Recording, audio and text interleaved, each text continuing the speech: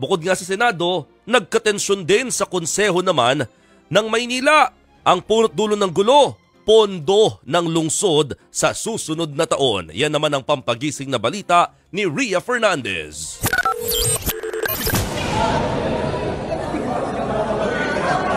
Ang nagkakaalitan, sina Councilor Joel Villanueva at Councilor Philip Lacuna. Ilang minuto pang tumagal ang tensyon bago sila tuluyang naawat.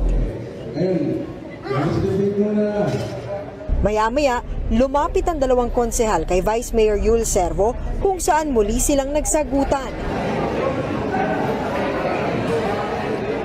Ang ugat ng girian, niratsyad na raw ang pagpasa sa 2025 budget ng lungsod na nagkakahalaga ng 25 billion pesos. Sa kabila raw kasi ng pakiusap ni Villanueva na mabusisi ang pondo ng lungsod sa susunod na linggo, na naig pa rin ang boto ng mayorya at nakalusot ang panukala sa ikatlot huling pagbasa ng konseho. Nag-issue raw ang aming mayora, Hani Lacuna, ng Certificate of Urgency na dapat maipasa na. Nagtataka naman kami, bakit kailangan maipasa na considering na hindi pa pumapatong yung buwan ng Oktubre.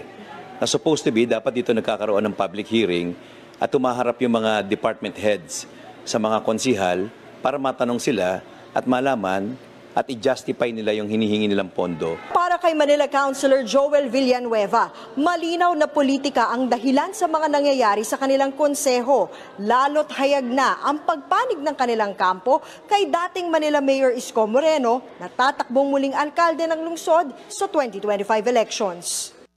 Dinepensahan naman ni Manila Councilor Uno Lim ang naging proseso kahapon. Si Lim ang pumalit kay Councilor Lacuna bilang Appropriations Committee Chairman bago magkagulo sa sesyon. Giniit niyang legal ang proseso kahapon. May certification na galing sa ating mayor na urgent yung budget dahil nga kung ano na yung mga nangyaring kalagayan. Naging proseso. Of course, tuloy-tuloy yung ating mga services. So kapag meron hong urgency na request so ang local chief executive, tignan ho natin sa local government code, sa internal rules of procedure.